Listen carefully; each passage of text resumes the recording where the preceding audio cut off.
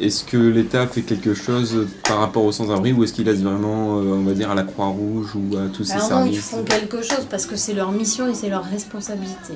Après, bien évidemment, ils confient tout le travail à des opérateurs. Alors pour la régulation des demandes et des places, c'est le 115, le SAMU social, le SIAO. Pour l'hébergement ici au CHRS, c'est uniquement l'État qui finance, pas une dotation globale. L'antenne médicalisée, alors il y a plusieurs financeurs intéressés, la sécurité sociale notamment.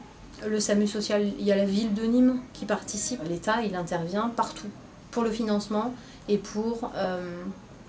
Ouais, c'est plus pour demander des comptes et du coup adapter l'intervention en fonction de ce qu'on va retranscrire de la réalité de terrain, puisqu'ils sont complètement, par contre, déconnectés de la réalité de terrain, si ce n'est par nos chiffres. Mais on sait aussi que les chiffres, ça parle... On leur fait dire ce qu'on veut, voilà.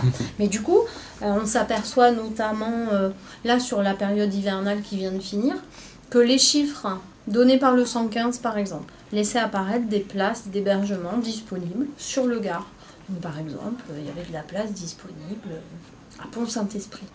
Et pourtant, tout le long de l'hiver, expliquait que nous, le dispositif, il est saturé et ultra saturé à Nîmes. C'est-à-dire qu'on a 100 demandes par jour à Nîmes et qu'on a 25 places. Ils ne comprenaient pas.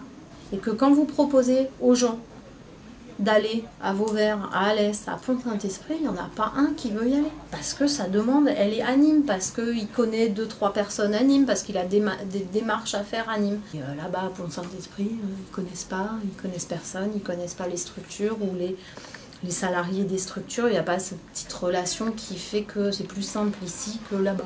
Que c'est à Nîmes le problème. Enfin, en tout cas, c'est sur le lieu de sa demande qu'il souhaite être hébergé et pas ailleurs. Et même s'il est en galère, et même s'il est à la rue. Et ça, c'est vraiment la confrontation de réalité que l'État ne comprend pas.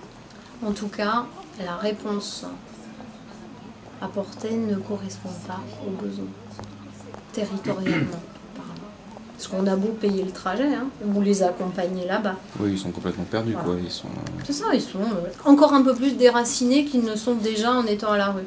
Et ça, voilà, c'est une logique que l'État a du mal à comprendre en disant non, non, quand on est à la rue, on prend la place dispo. Ben non, non, on ne prend pas la place dispo. Donc nous, le 115, tout l'hiver, on a dit on manque de place, et tout l'hiver, l'État a dit il y a cette place. Voilà. Et puis après, il y a un gros souci dans le Gard.